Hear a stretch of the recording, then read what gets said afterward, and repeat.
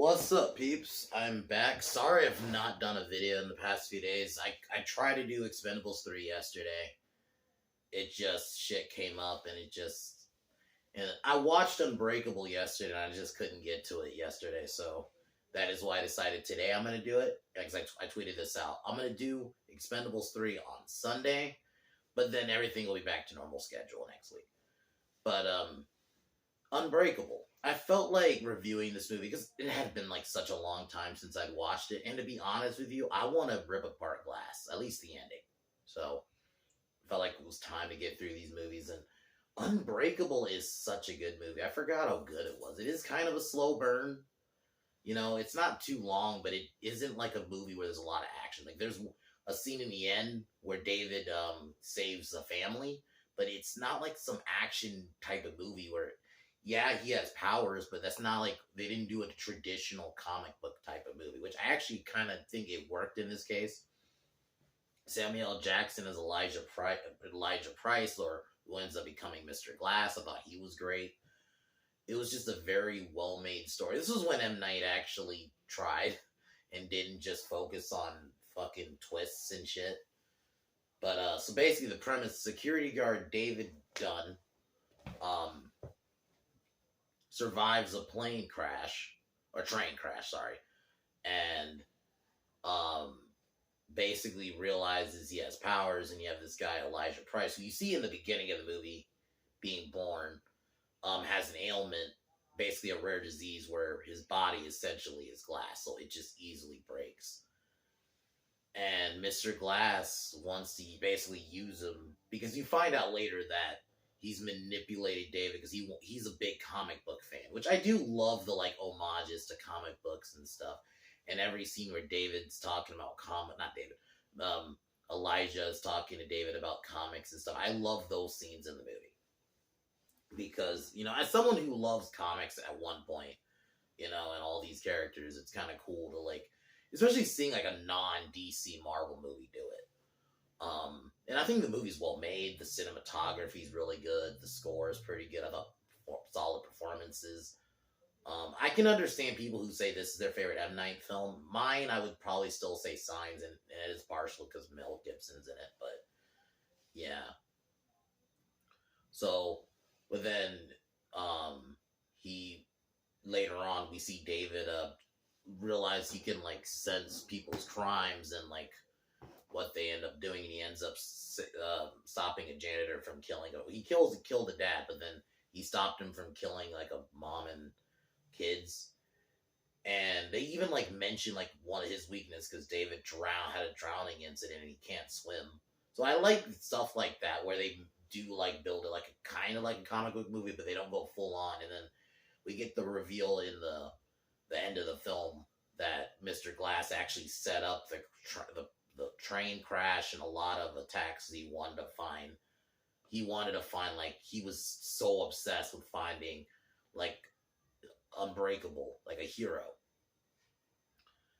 Yeah, it's a crazy movie. So definitely would recommend it. If you don't like, because a lot of people do not like Glass, you can almost watch Unbreakable as a one-off.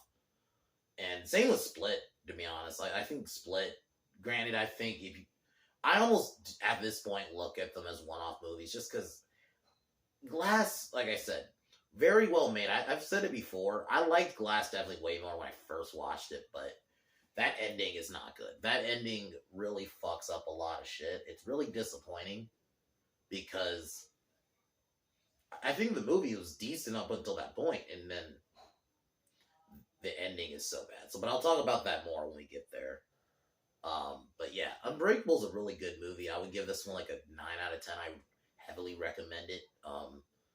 Especially if you want like a like DC Marvel kind of comic book movie, even though it doesn't feel like one. It feels more like just your like a drama thriller kind of thing, but it definitely, you'll like it. So, but my next video will be Sunday. Like I said, we'll be doing Expendables 3, but other than that, I'm gonna cheers and kick off the video.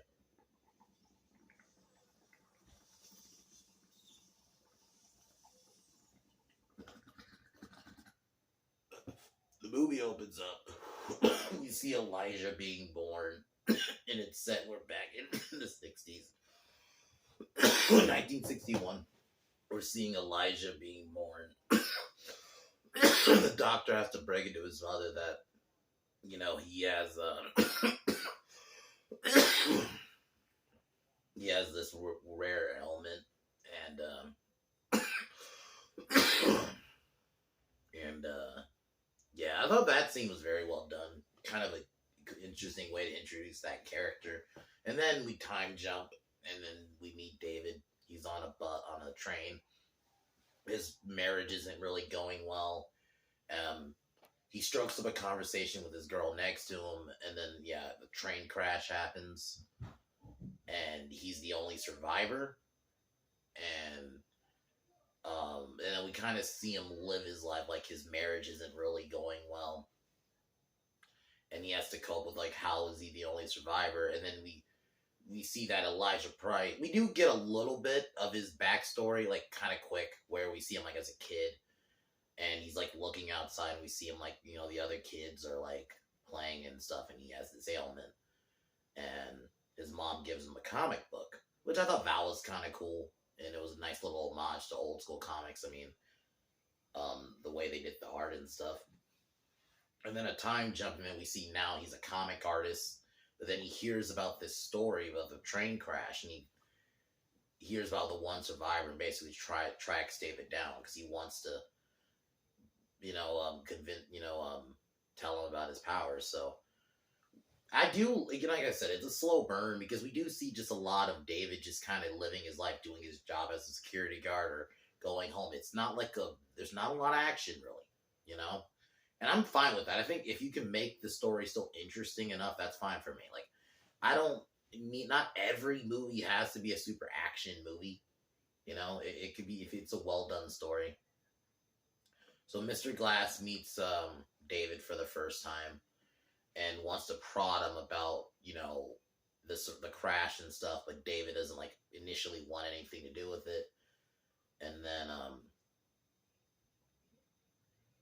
I do like his dynamic with his son. I think that aspect about the film too I really dug was how much he truly cared about his kid. And then one day, like, he tests his powers, like his limits, and he was like doing like a workout, and he like lifted 350 pounds because he was a retired football player, or he had to retire because of an injury.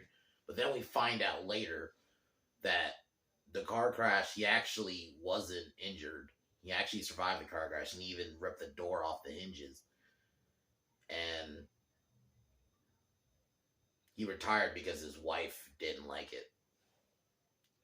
And then so David starts going to Elijah about his powers, and we start getting like info about like Elijah telling about how comic book world works, and the scene where he tells him about like his weakness, which is water. And we see David testing his powers where he can like, in the movie, like, it's only an hour and 46 minutes about, so like close to 2 hours, but it does feel a bit slow, but it's not too slow. It's not to the point where like I was looking at my phone or anything like that. I was enthralled in it still, so I enjoyed it. So the scene where he tests his powers is really well done, and he follows this janitor home who kills a guy, and then has the wife hostage. David initially goes in there, gets thrown in water, but he can't swim because that's his weakness. He manages to get over it, gets back in the building, kills the guy, and saves the family. So, and he's like in this hood. So like that's like the only main action kind of scene, really. There might be like one other one, but it's very much just a story movie. And I think the story's enthralling enough to where you'll like it. Like, like I said, it's kind of a slow burn, especially in the beginning. But once you see him train with his powers, and Samuel L. Jackson just is such a good character actor. I thought him as Mr. Glass, I'm just going to call him that from the rest of the time. I thought he played it really well. Like, because they made it, like, initially, like, you don't know he's a villain until, like, later.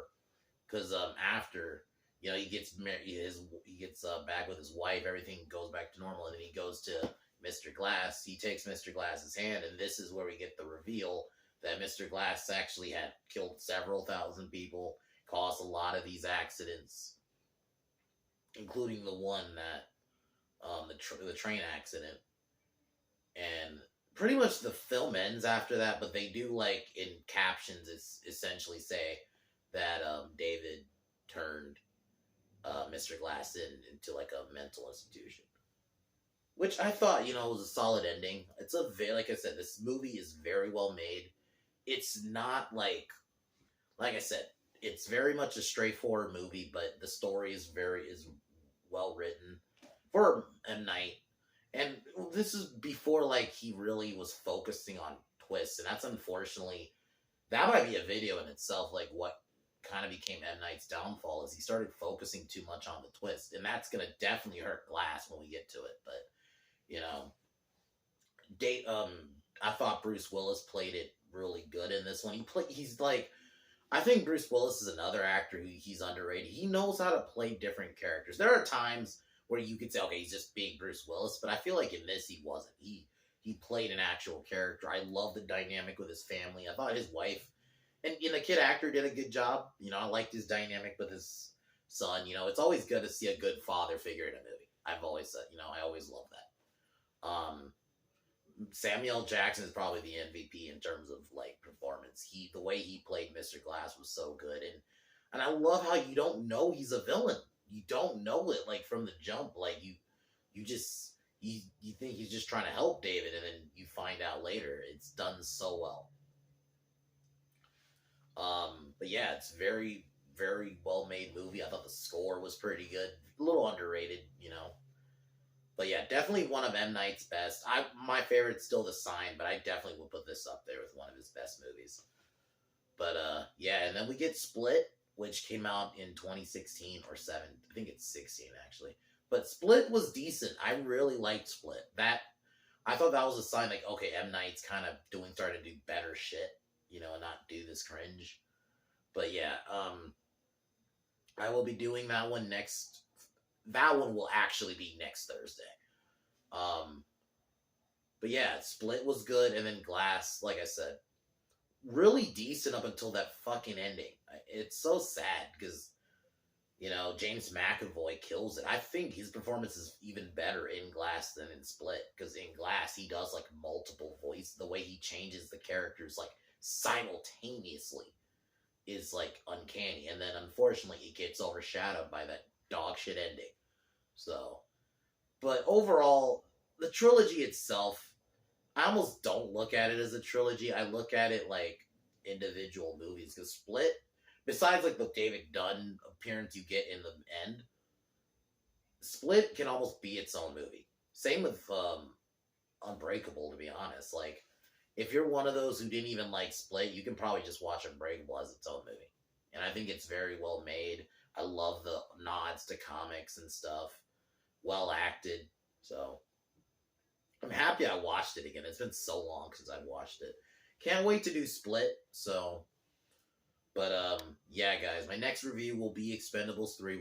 We'll get that out, and then yeah. But other than that, I'm gonna cheers and peace out.